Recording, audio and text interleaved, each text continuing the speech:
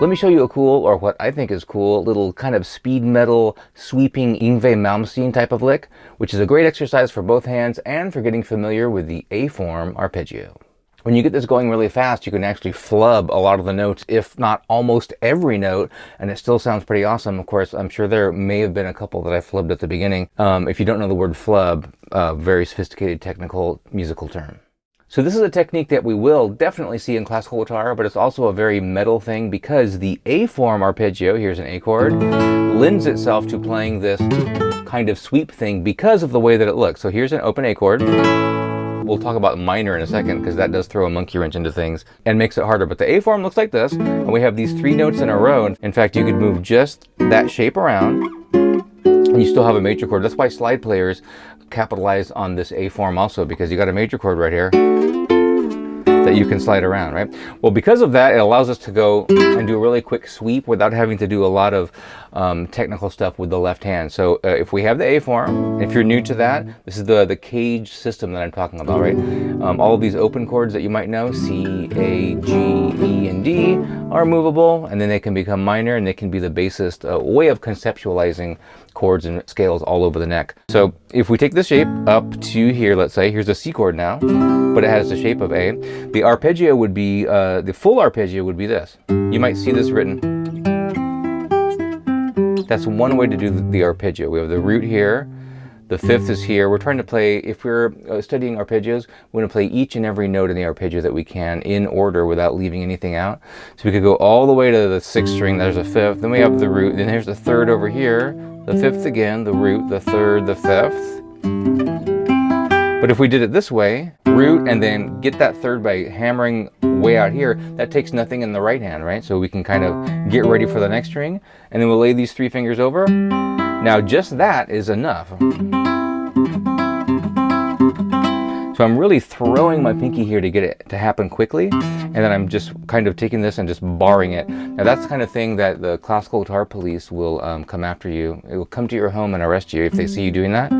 But we don't care about that, right? We do what we want. Kind of a rock way to play that chord. You can also do this, but it's so much harder to line all these up. Also worth practicing. But if we want to get fast, we're going to go like this. Root, third, and then just lay these down. Fifth. You don't have to worry about what those numbers are. Got to know where the root is though. Third, and then fifth, and then we're going to stretch way out here and play a rest stroke on that final note, and that's the root again, right? So we're going to go like this. And do it wherever you want. Once you get familiar with it, it's actually not too hard to do at all. So let's break this down into its constituent elements. Now again, we're just staying on the major form of this. So let's go up here to E, then we'll go down to D, all using the same A form, right? Then C, and then B. That's almost the Andalusian cadence. The Andalusian cadence, we would have to start here on an E minor chord. That's what ultimately we're gonna do here. E minor, D, right? If you know the song Walk Don't Run by the Ventures, they do that Andalusian cadence at the beginning, and the first chord is major. So if they can do it, we can do it, right? A major. If it were truly the Andalusian cadence, this should be minor. So if that's the case, we can do it here.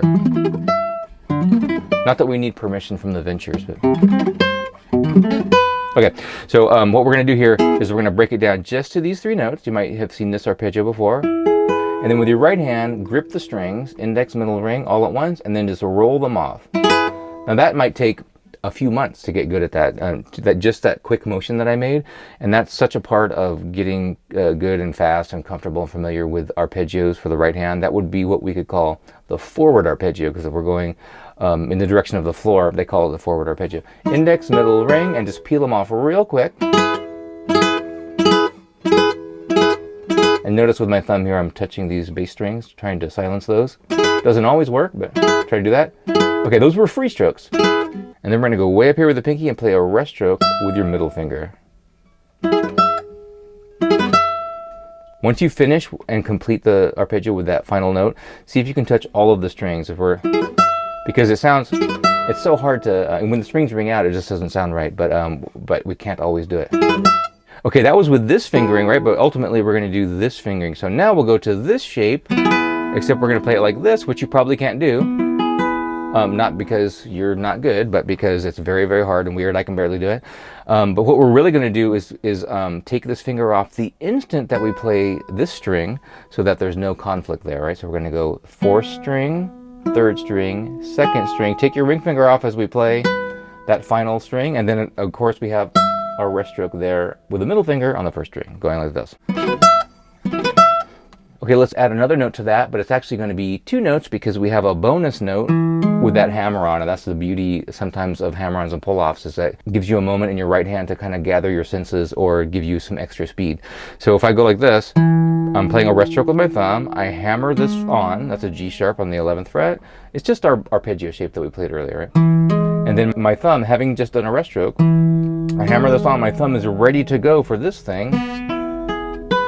And there is the whole arpeggio. Got to really work on silencing those strings. That is difficult. Okay, let's try to move this down in a quasi-Andalusian cadence thing. So we're going to go 7th fret, 5th fret, 3rd fret, and then 2nd fret. Okay, so we have...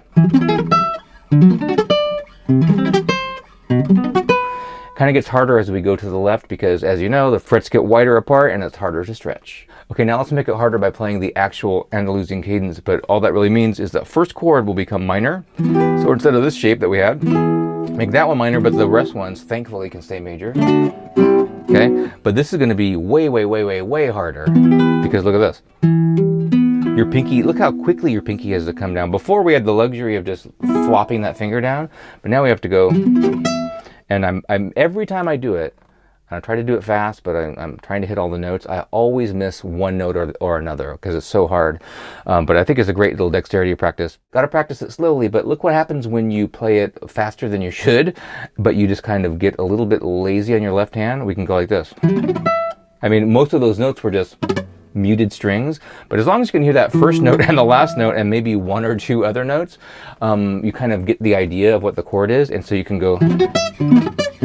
Of course, I missed a bunch of notes there, but that's kind of, you know, this is one of those things that it's kind of fun to do because when people see you do it, like, oh, wow, you may have completely missed 75% of the notes, but it sounds cool. It's fast and it's got that raking sound. So, you know, this sound alone has a cool effect anyway. So if we can kind of incorporate that in a harmonically sensible way that gives them the sound of that, I think it sounds cool and it's fun to do.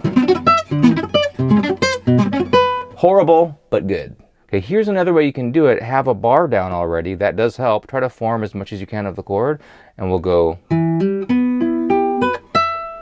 I think that's one workaround. Not really a workaround because it does make it harder.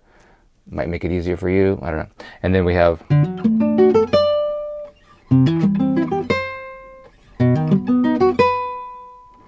Real slow.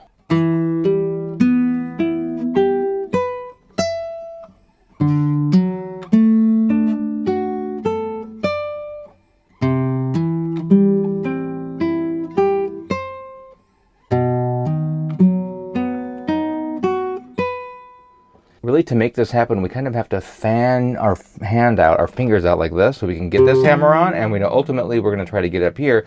The instant that you get here, you don't have to be here anymore. You can kind of scoot up a little bit.